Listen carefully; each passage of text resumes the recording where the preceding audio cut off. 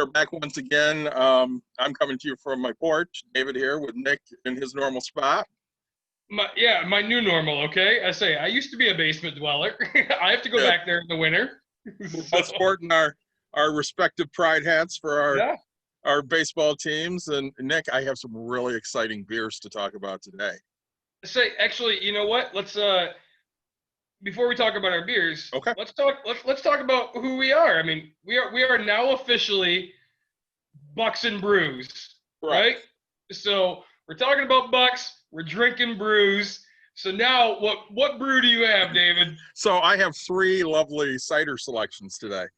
I have a Blackberry hard cider from Sierra Rose, which is actually Cascade Winery or Jade and James Brewery. Oh yeah. Right here in Grand Rapids. I'm really excited to try this one because I love Blackberry. From St. Julian, I have the Forbidden Fruit Blackberry and Blueberry.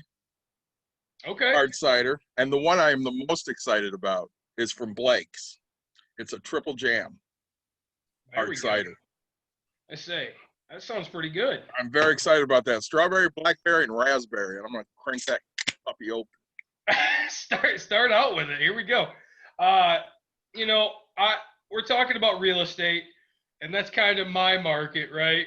My go-to. So what better than the good old Nick Watkins Bud Light, right? And Anheuser-Busch, here we go. I'm drinking a couple Bud Lights tonight. Very excited about this episode, right? I hope the passion shows on this thing, man. Yeah, so if you don't know, we are going to talk about obtaining your first rental property, which that is kind of Nick's forte. So he's going to do a whole lot of talking. I'll be asking some questions, and let's just hit it. Nick, so you started investing in rental properties very, very young. I did, yeah. I was 21 when I bought my first rental. Right, so a little backstory. Right, I got married really young, 21. I bought my first house. Right, because that's what you did. You got married, you bought a house, you made sure you had a roof and all that. So before that, I lived at home and I didn't have rent. I paid the normal kid bills, I guess is what I call them, insurance and things like that. But, so I jumped into a payment of $750, and it was fine, right? I had a job and I paid it, but I went from having my whole paycheck to doing whatever I wanted to now I have like a third of my paycheck, right, or 2/3 of my paycheck, and then I have all this food I have to buy, and so like life just, and it was fine, we were doing okay, but the back of my mind I was like, well, is there a way to get back to that, right? So I had 5 bedrooms, 2 bathrooms in Granville, and what happened was somebody on Facebook was like, hey, I'm looking for at least 4 bedrooms, and they threw a price out there, and it was 900 and something bucks, 950, let's say, and I was like, well, that's $200 more than what my mortgage is, and I was like, well, if I could find somebody for that, maybe I could find something else, and so I found a duplex. This is back in the economy is tanked, 2010. So it's starting to get the climb. I wish I would have known that like back then were low prices, but it's fine. So I reached out to a realtor friend of mine. The guy I bought it for, he actually pawned me off to a different person and was like, hey, this guy knows about real estate or, rentals. So I talked to my mortgage broker and I was like, hey man, is this something I can do? And he goes, yeah. I go, run the numbers. And he goes, all right, your payment here is going to be $600. The guy downstairs is paying $600.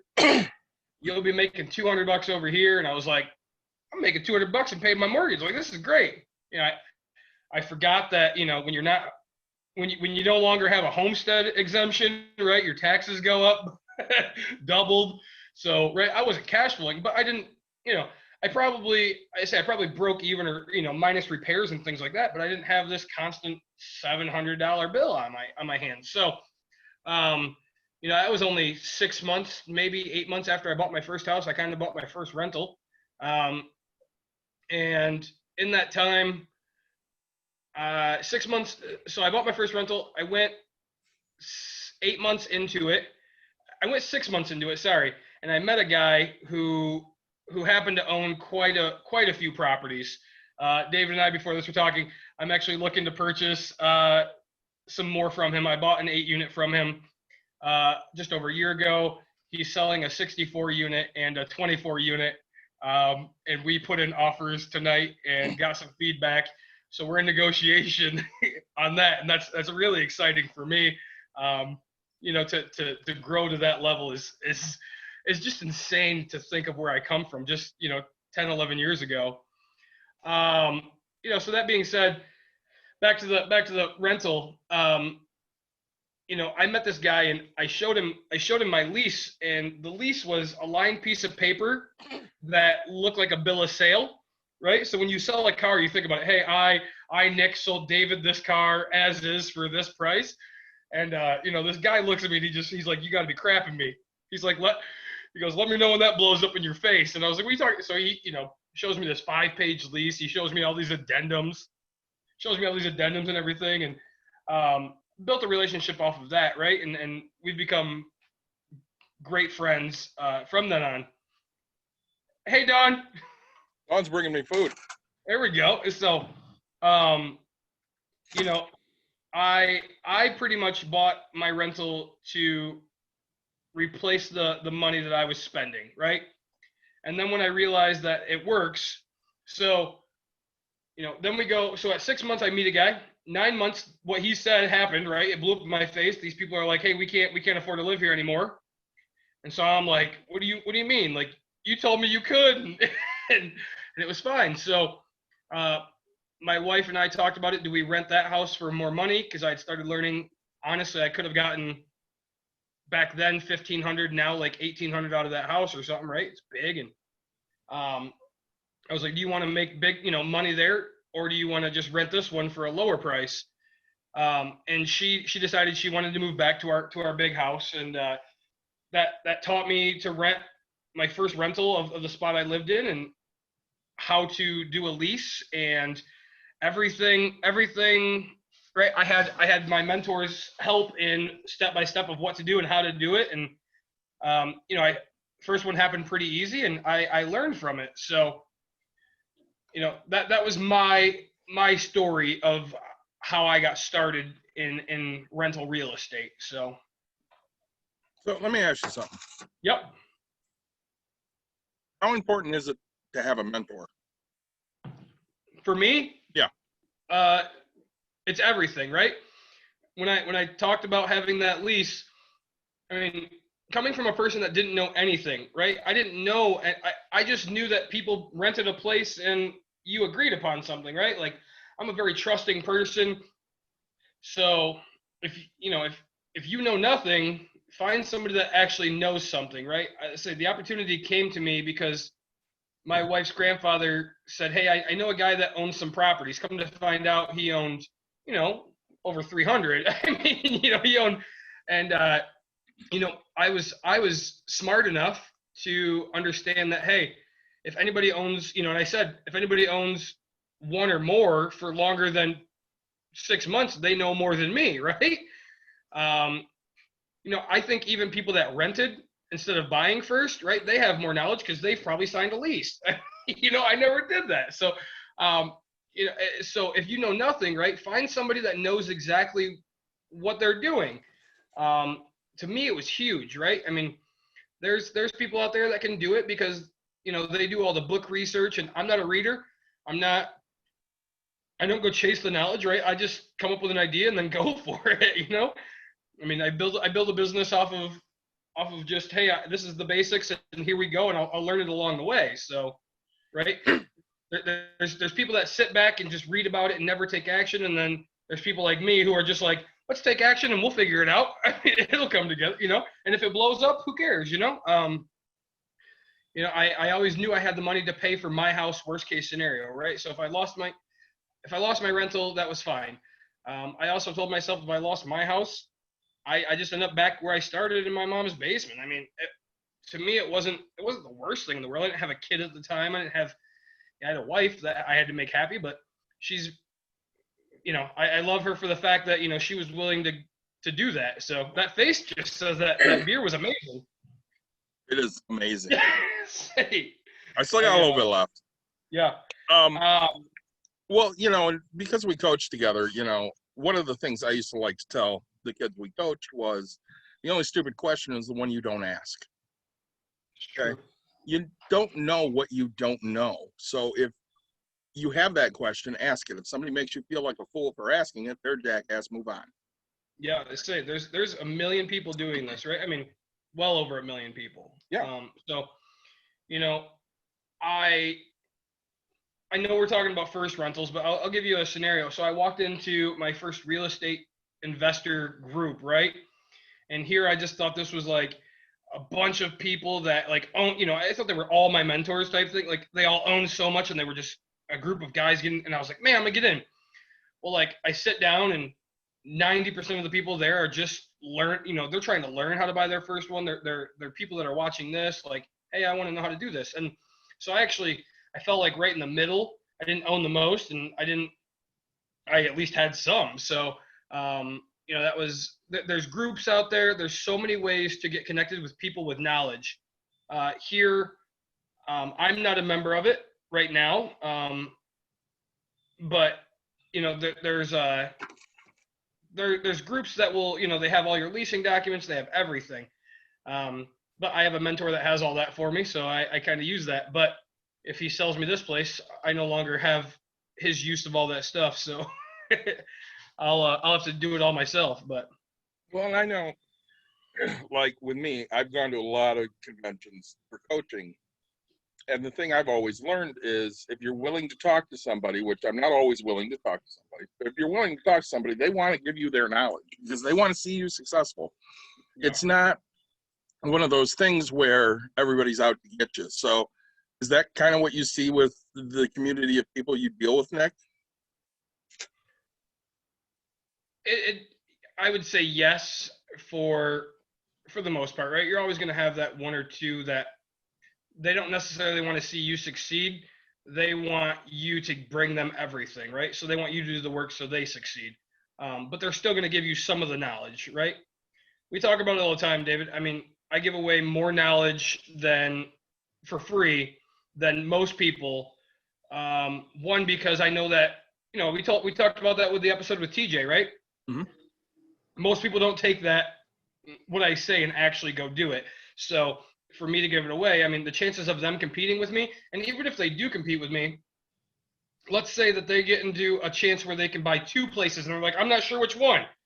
I'll be like, hey, you pick one and I'll pick the other, and I'm probably going to buy it. So if they're two good deals, if they can't take, so, I see that happening, but I think, I would say the people I keep around want to see everybody succeed. The people I associate with, right? You'll never catch us not giving knowledge. My friends are starting to get into it more, and, they're not meeting with these first time people like I am. Because, right, I mean, they're just, again, usually it's a waste of time because, again, 90% aren't actually going to do it. So they're at this, hey, if you need knowledge at a different level, then we'll talk. But if you buy me a beer, I'll go sit and talk to you. I think that's what it should be, right? In the community of real estate investors, right? My suggestion is find an older person, just because that's who I get along with the most, because they've been there, they know the hardship, and they'll teach you what not to do to make sure that you don't have the same life they had of hardship, right? And that's how I become successful, right? I listened to Walt, and Walt, he just, hey, this is what I did to fail. This is what I did to succeed. If you do this, you'll succeed. If you do this, I can't say you'll fail, but you have a pretty good probability, right? And so knowing that, I usually don't make that decision. I mean, I still make mistakes like crazy, and I call him and he bails me out.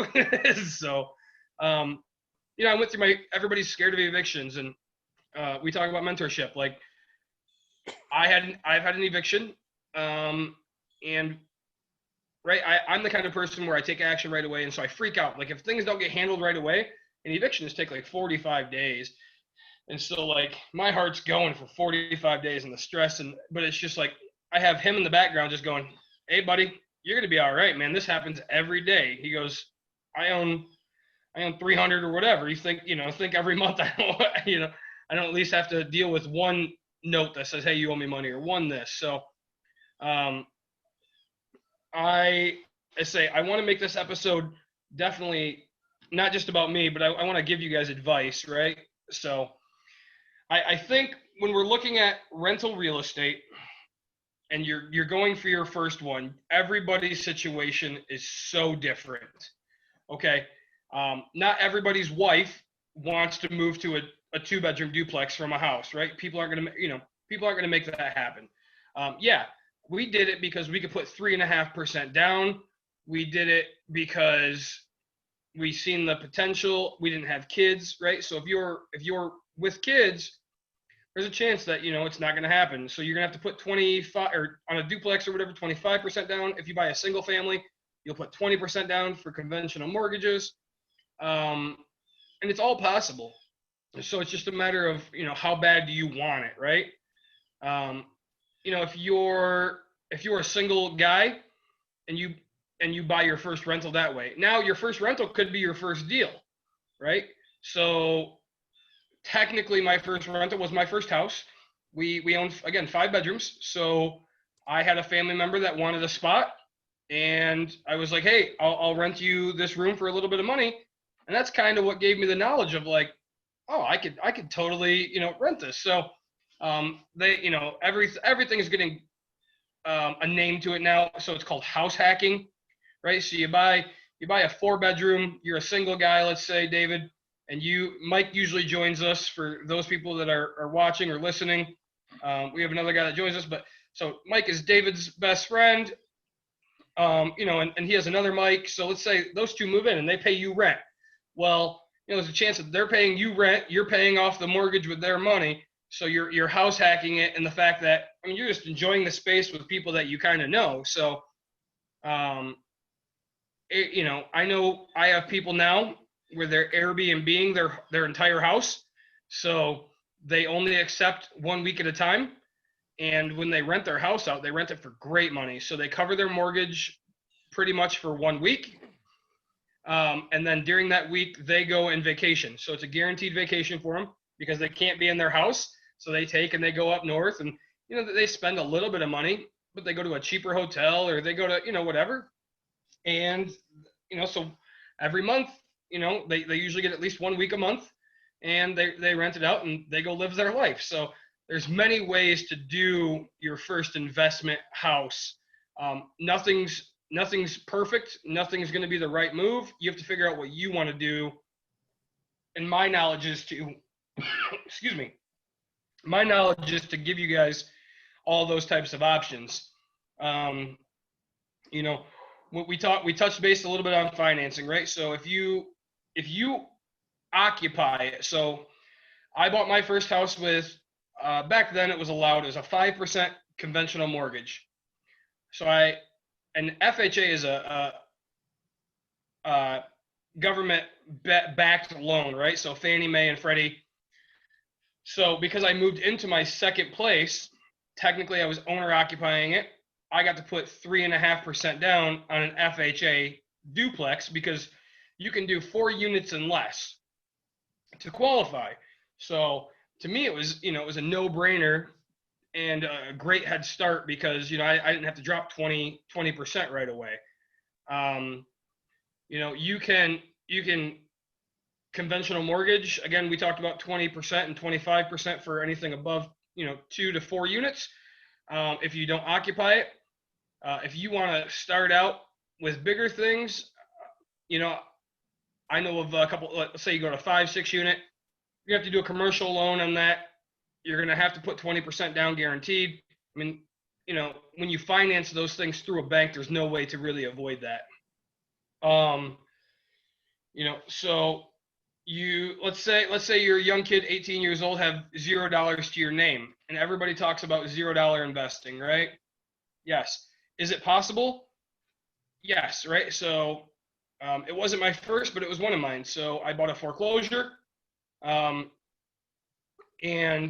I'll give you guys real numbers because I like to. It's not a brag, but I think people need to know what possibilities are out there. So the house was owed $86,000 on it. is how much you could buy it back from the bank. The house back then was worth $180,000. So instantly there's, $94,000 worth of equity in this house. And so what I did was I put it up on Facebook. I said, hey, I have a screaming deal. I need somebody that has a bunch of cash. And one of my first realtor, he's like, hey, I know a guy who does hard money. I was like, I don't know what hard money is. And he's like, look, it's legal loan sharking, right? They're going to charge you a higher percent, because right now interest rates are what, 3.5%. We talked to TJ, TJ got less than 3. Right. So I have to pay. So, right. But this guy, my first deal, I think he charged me 14% or something like that, plus 3 points. And points are 1% based off of your price, right? So $8,600, for per each point thing. So, I was like, all right, it's going to cost me, I think it was only like a point or whatever. So it cost me 86. And then while I was doing this, I got funded by this guy in 2 weeks. It was amazing because I was like, hey, we have to close by this exact date. And he's like, man, there's so much equity. He goes, yep, I know this area. Yeah, we'll give you the money. And I didn't have to put anything down. It was interest-only payments for 6 months, and then I could hold it I could start making payments, up to a year. And if I paid it off early, that's where it cost me some points, right?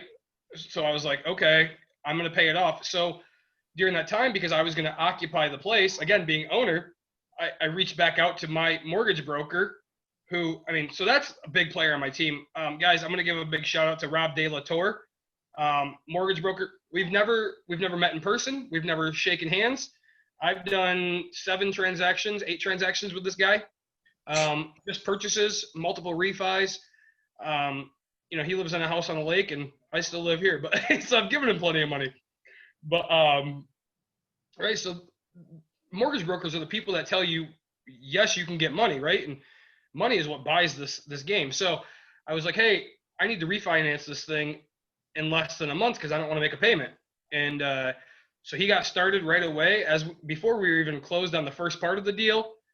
And I went to closing a month later, paid off my 86,000 plus my 3 points, paid my broker, for his money plus the technically it was a refinance for that. So in the end, I paid $101,000 for my house, right? Now, right, it's worth, I don't know, 230, 240, whatever it is. I haven't had it appraised in forever, but I just knew that worst case scenario, I could sell it tomorrow and make 50, 60, 70K. I mean, it was really smart for me. And out of pocket, I honestly, I think I might have paid $125 for a drive-by appraisal that they wouldn't let me pay out of my pocket, or that they wouldn't roll into the loan. So I can't say $0, but I really think I did that deal with $0. I really do, because the numbers were just so good. I don't even think they needed it. Right, there's $0. You can do that. You can do a land contract. Let's say you are kind of like TJ, out in the middle of nowhere, and you have it's hard to sell that rural area stuff because, right, you have to sell to a family that kind of wants to stay in that area. So, let's say a parent passes away or something like that, and the family doesn't really want to deal with it. So you kind of walk up to that family and say, hey, how about I buy it from you? I'll make monthly payments so that way you guys guarantee to have a monthly income. And we'll pay it off that way, right? I mean, I'm not saying it's going to happen every deal, but that's a possibility, right? You just walk up to them and say, hey, how about instead of you getting this big lump sum and because they're, most people don't need, older in age, they don't need $80,000. Like, their houses are probably close to paid off. All they're going to do is just go spend it on stupid stuff, and they know it. So they're like, hey, I'll pay you $7,000, $8,000, $1,000, whatever, depending on the area and what it's worth. You just say, hey, I'll pay you $700 a month. and I'll pay the taxes and all that. But I don't have anything to put down. But I'll put first month down, so it'll cost you $700 to get into it.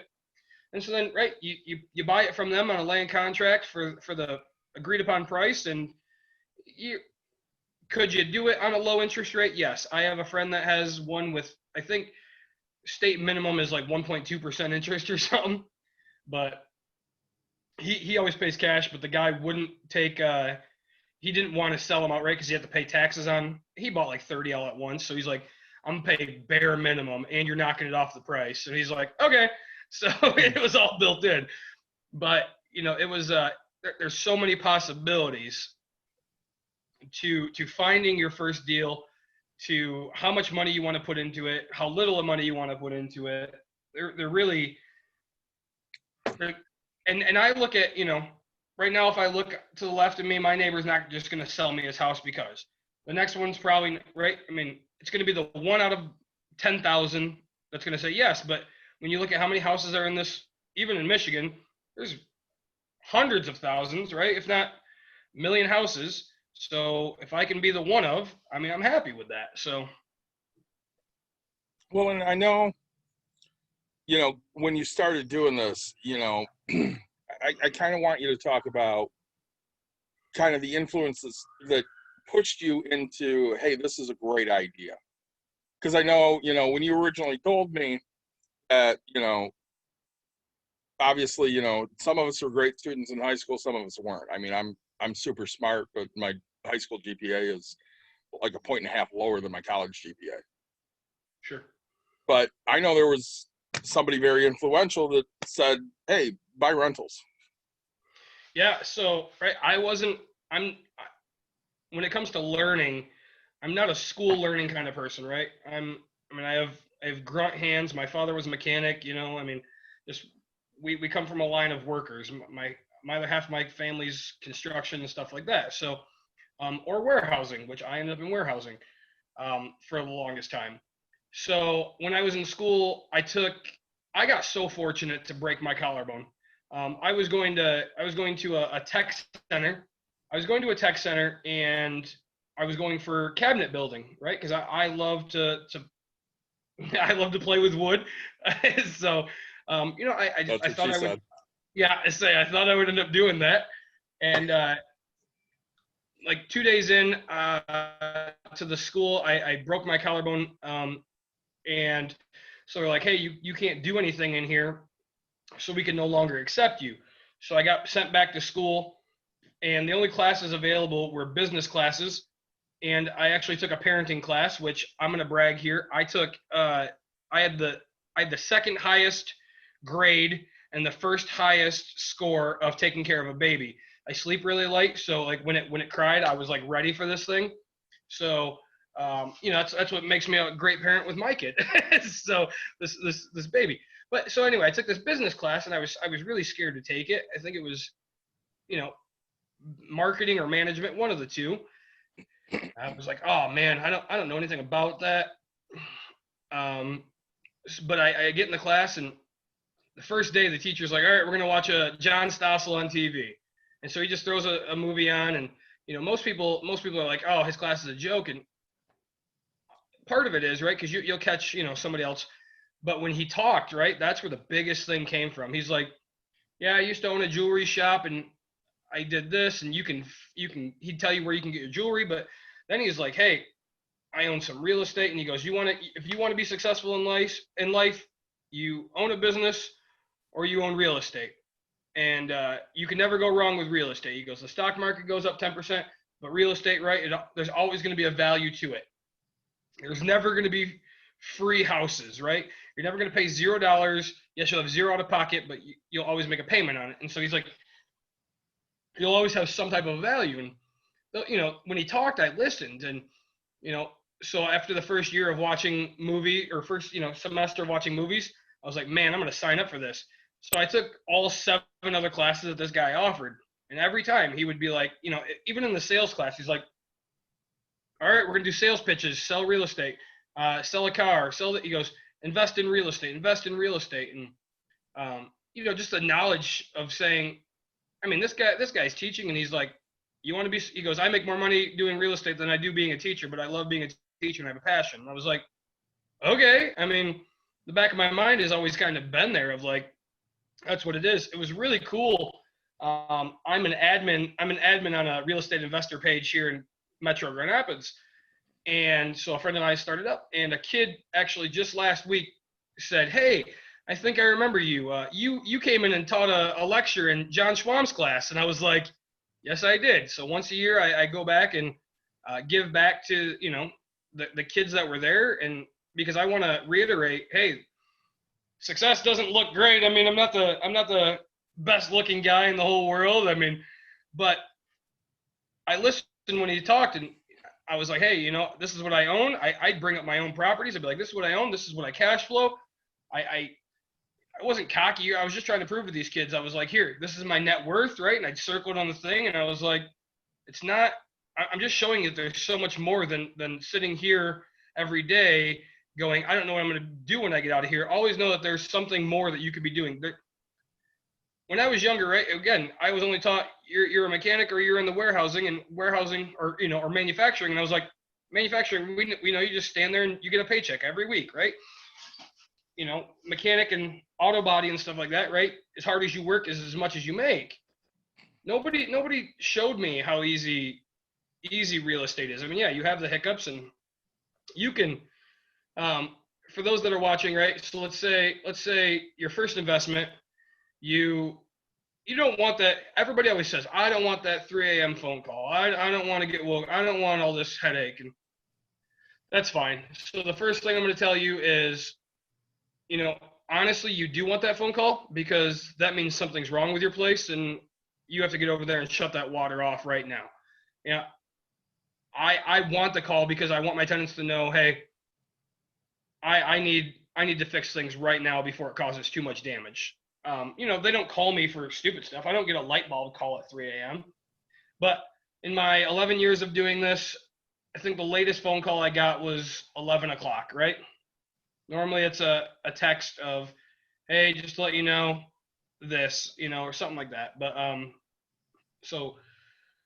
but if you don't want those and you think that that's a big thing, you can get what's called a property manager, right? So you find a good deal and you can have a property manager for, I don't know, 8%. Everybody says 10% depending on your area. But so let's say you rent it out for $1,000. They're going to take $100, but they're going to place the tenant for you. They're going to do all the backgrounds. They're going to collect the rent for you. They're going to do all the repairs for you. They're going to get it all handled. So you're hands off. You just sit there and collect money. Now, if you find a screaming deal where, let's say your mortgage is only $500 and you can afford the $100, that's fine. But again, having the mentor, my mentor taught me, hey, if you don't run it, if you don't manage it, you're not owning it the way that you would. And if you wouldn't own it in the highest caliber and hold yourself to the highest standard, why are you in this business, right? And I agree with him. I'm like, if I can't do it, why would I expect anybody else to do it? And yes, I don't type my own papers. Why would I expect other people? I mean, I'm willing to, but I know that my money will buy that so David can type my papers because I type one letter at a time. Are you saying 73 words a minute is fast or something? I don't know. I think I'm at like, hold on, BEER. I got like a word a minute, brother. So. But I think one of the things we really want to hit on here, and Nick said it several times, you need to talk to people. You need to make those connections. So when you're passionate about something, so let's say you're passionate about real estate or finances or whatever it may be, you need to network and find people that also share that passion with you. That way you can learn from them. I became a better coach because I surrounded myself with really good coaches. You know, I went and found college coaches that did things that I wanted to do. So I stole stuff from them and I'd send them an email and I'd say, hey, I really liked this. Can you give me some more information? And they'd literally just open up their whole world to me. And, you know, when it comes to finances or real estate. So, you know, when we're talking here, Nick is the real estate guy. He knows all of the real estate. I'm the finance guy. I know all of the finance. And we both sit there and the first thing we tell everybody, you need a budget. right? Yeah. So I know that I've probably done 3 financial consults in the last month because of what we do here. And every time they're coming to me and they're like, hey, listen, I don't really want to go on, your YouTube thing, but I need some help with this, or I need some help with that, or, I want to buy a house, or I want to clear up my credit, or, I want to create a budget. And what they're doing is they're reaching out because they know I have knowledge and I don't mind sharing it. Yeah. I don't get paid to share that knowledge. I don't care about getting paid to share that knowledge. I like to sit there and talk about money. I mean, Nick and I, we've said this in every episode we've done. We like talking about this. We do this together without a camera on. Yeah. We decided, when the pandemic hit, let's do it with a camera on, and, maybe some people can find some good stuff out of the crap we say. And really, I think a lot of people have. Oh man, I think just in I don't even know what we've done, 15 episodes, maybe less. Dude, we've done more. Really? Oh, absolutely. But we already got a guy that bought a house. We've gotten people that have started budgeting. I mean, I think we've impacted more people than we know, and it's amazing, right? I think every time we go out and we talk to somebody, they're like, "Hey, I watched your YouTube," and it's just it comes out of nowhere, and you're like, "Wow, I didn't even know you did." Like, yeah, we love the feedback, we love those things, but right, budgeting, especially in real estate. So, when you budget for groceries, I mean, I think most people, their highest expense is their house, right? I mean, once in a while you get the person that has a $700 car payment and a $400 rent, but they probably don't, again, they don't own the house, they rent. So, if you don't have a grasp on budgeting, I can't say you're going to fail. I will never say that, because I think everybody can overcome things, but there's a high success, right? If you can't put away, let's say on my 2 deals, right, I had $700 and $600 payments, so that's $1,300. If I can't put away $1,300 every month to guarantee I pay that mortgage, or those mortgages, I'm not going to have that asset for that long of a time.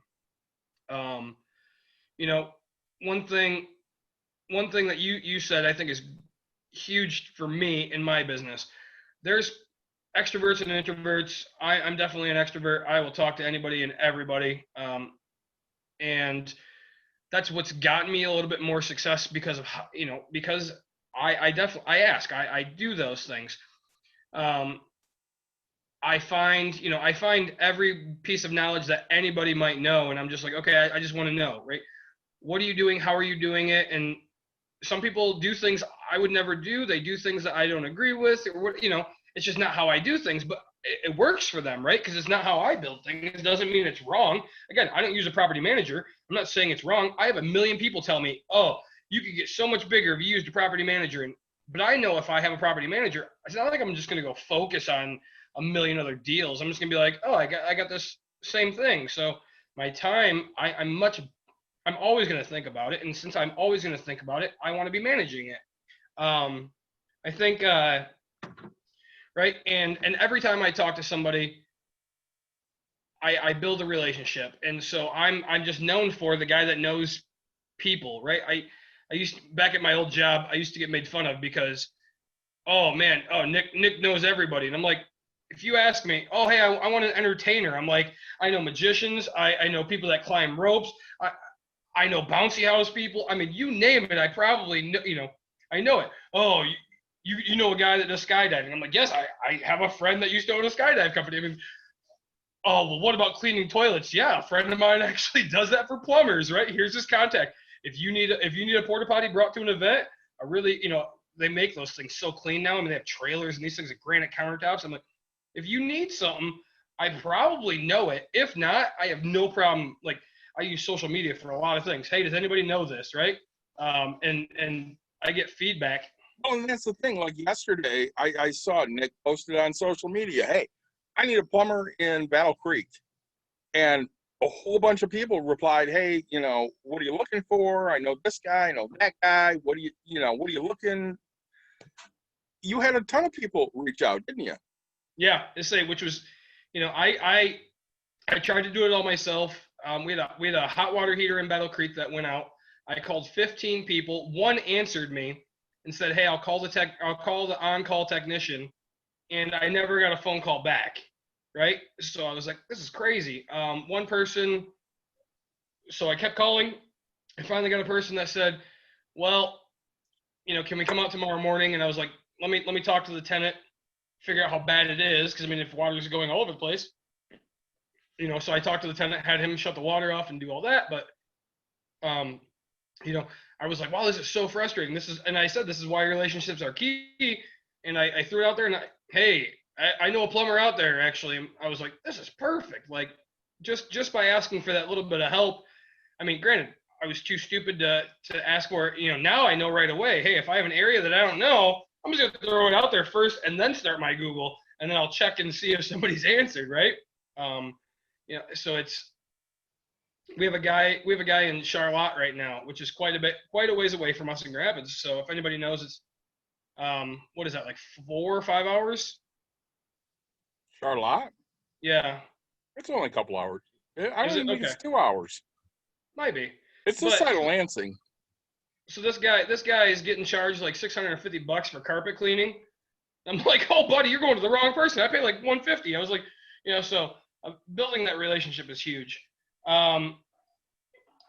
So we want to go back to. I'm going to tell you guys the same tip that I gave to the first time home buyer. It's the same exact tip as buying your first rental. We talked about knowing a plumber, right? So build a team, right? So if you guys are worried about doing this and you don't know how to do things, that's fine. You don't need to know how to do things. I hired an electrician just yesterday, and we were talking about price, and he's like, I don't really care. He goes, if I need a plumber, I call a plumber. They come in because I'm not a plumber. And I was like, yep. He goes, I look for a good review and make sure that they're good people, and that's about what I look for. Or I get a referral from somebody. And I was like, he goes, I don't know how to do it. He goes, I'm an electrician. I was like, that makes sense, man. So, right, build a team, right? So think about all the things that you've done to your house, whether you like it or hate it. So, I mean, yeah, if you want to paint. If you hate painting, right, find a painter. Build that relationship, because after you do so many, you'll get it for a cheaper price, right? I mean, the more you do, the cheaper it'll get. So, hey, I need a painter to constantly go into my rental and paint it every tenant turn. If you don't know how to lay flooring, find a person that does flooring, right? Build that relationship with them. Heck yeah, man, I'll do a side job for you. If you don't know how to do heating and cooling, I mean, if you know how to do any of these, right, you're already more successful than some people. There's people out there, I have a friend that's an engineer, right? But not handy, right? Couldn't turn a screwdriver if he had to, but he could draw you a knee. So build a team around you that you have, right? I have a list on my refrigerator, so that way, in case I happen to be out of town for the week that I go away without my wife, well, the weekend, if anything goes wrong, if it's small, I have my brother go check it out. But if not, my wife knows, hey, I call Chris for heating and cooling. I call this person for plumbing. I call this person for a fire, right? I call this person. She knows everybody to call, and doesn't have to. She'll send me a text and go, hey, we got this, and I'll be like, okay, thanks, and then she just calls it and makes it happen, because my team of people will make sure that I stay and have a good time, right? I don't have that worry. I just know it'll get taken care of. Yes. Am I out there going, oh man, I really hope I don't come back home to something crazy, but I know that it's taken care of, and I'll deal with the mess when I get home, and it'll be fun. Normally it's just swipe a credit card, so I don't use credit card. I have everything debit. I will start using a credit card soon. I promise. Well, here's a question for you. Yep. Since we're talking about first-time rentals. Yep. So I want to get into this. I want to start doing this. Yeah. So we talked about, yeah. What's my first step? First step, you personally, right? So you own a house. Yep, I own a house. And you want to own a rental. So my first thing I would tell you is, David, give Rob a phone call and see if you can get financed, right? So I tell you, hey, can you get financed?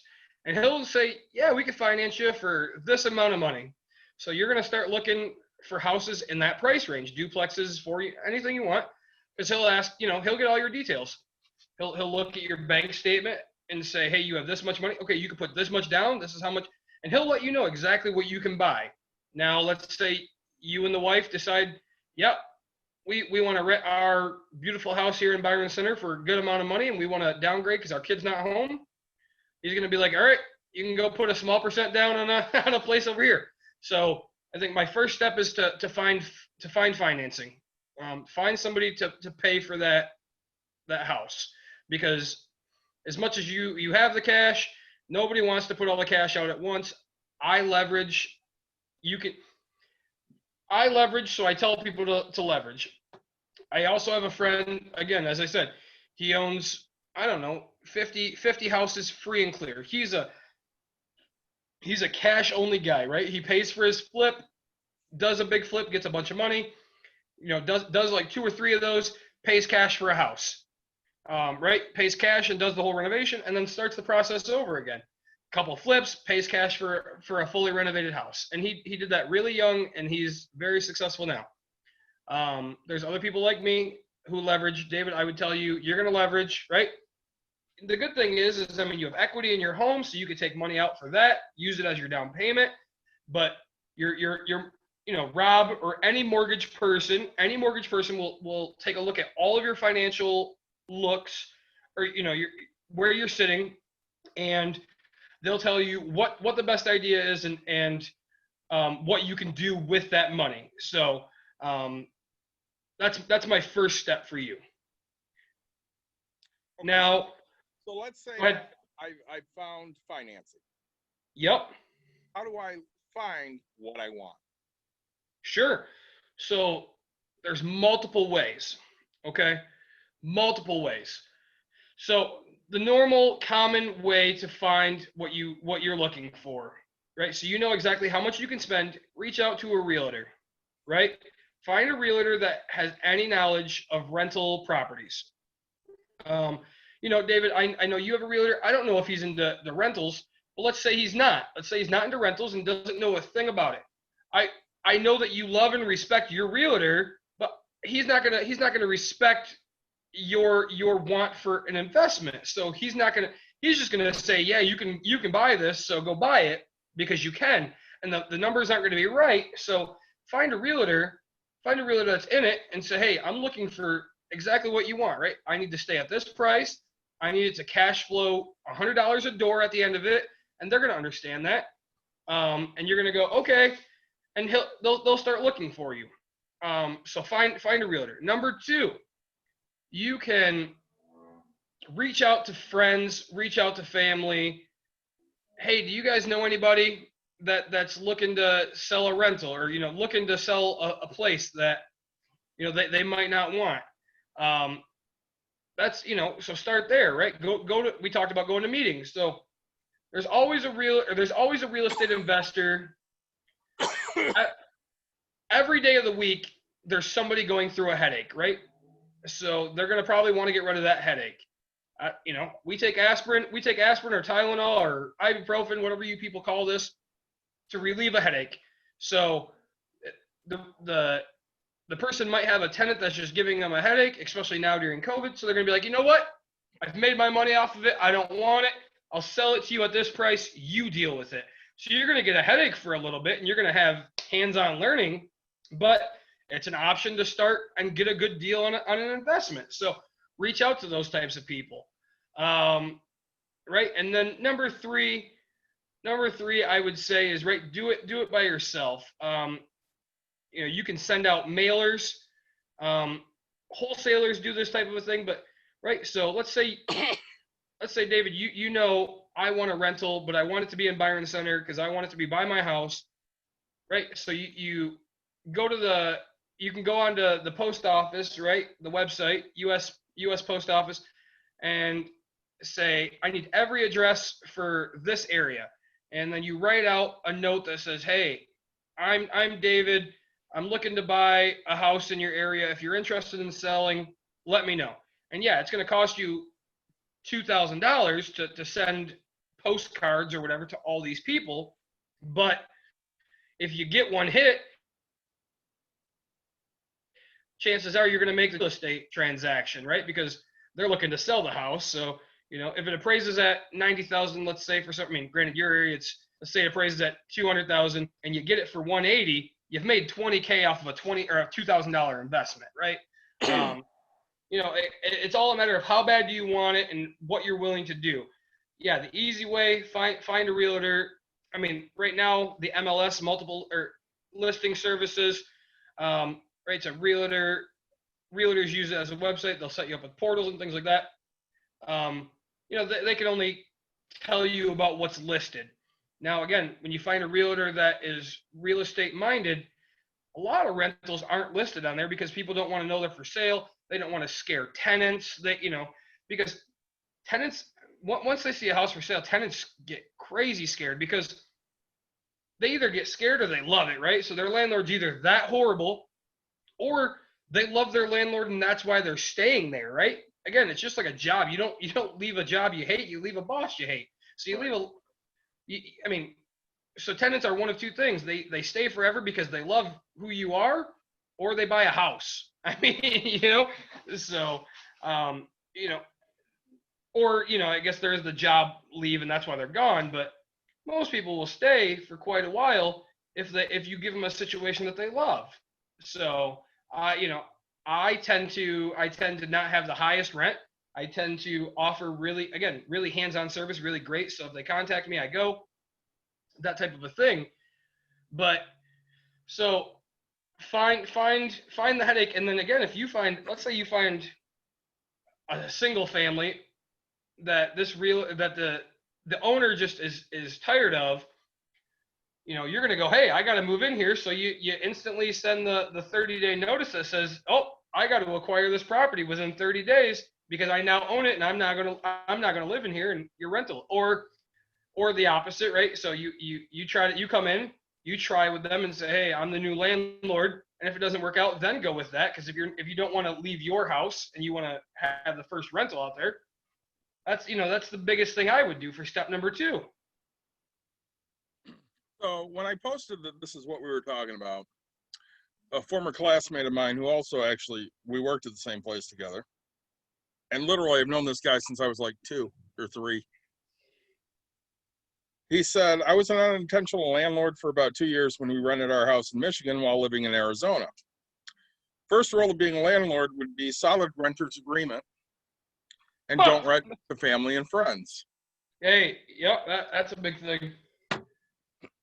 So my advice on that, I break all those rules or have broken all those rules. We talked about that. My first one being a lined piece of paper, right?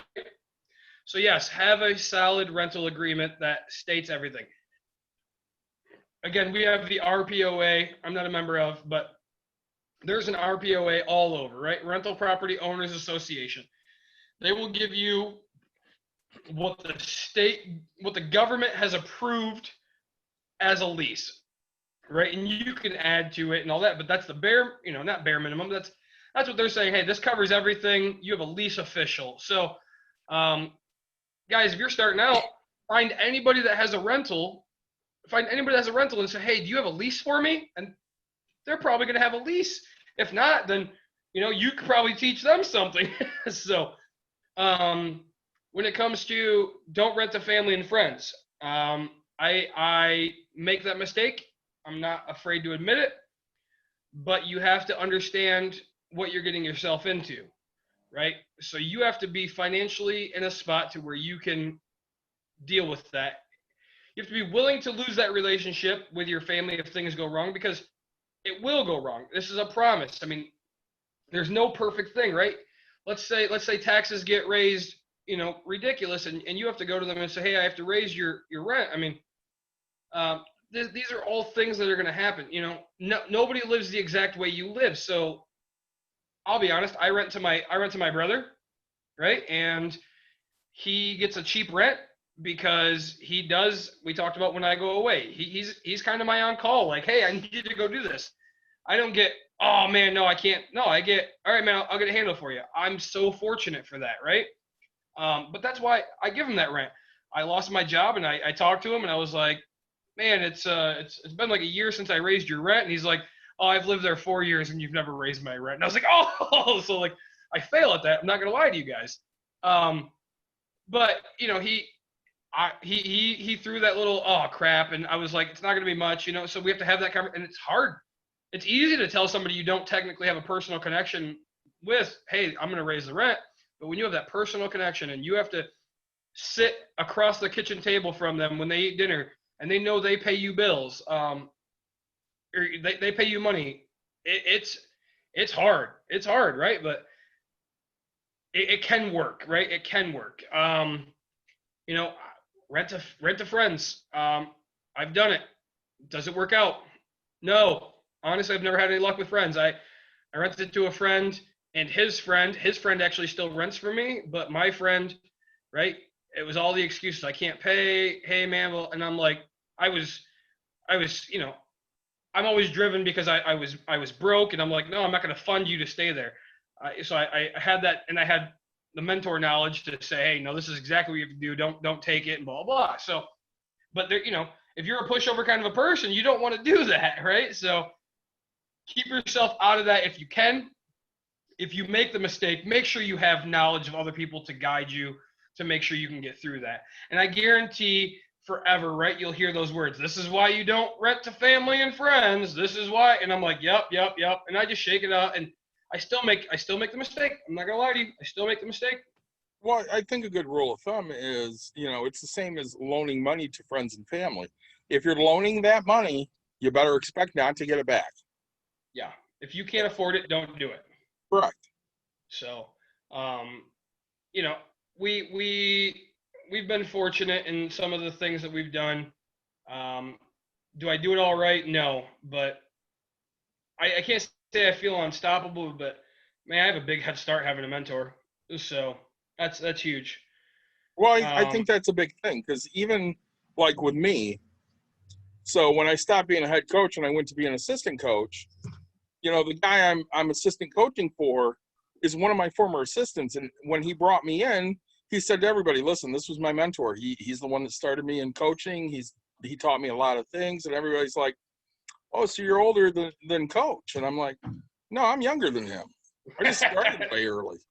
So it doesn't matter. Yeah. Age isn't a thing. It's knowledge and time, right? So, hey, Caitlin, she's gonna buy a rental too. So, Eventually she is. yeah. To say, you know, and Caitlin's a single person who would be perfect for house hacking, right? Get a couple friends into the same place. That's when you can rent to friends, right? I feel like that's when you can rent to friends. I mean, you're still going to have that problem, but you're already used to paying that mortgage by yourself. And so when your friend says, hey, I can't pay this month, this week, however you charge it, you're going to put up with it, but you're going to have to put on your bootstraps and say, hey, I'm sorry, you got to go. You know, this person's paying.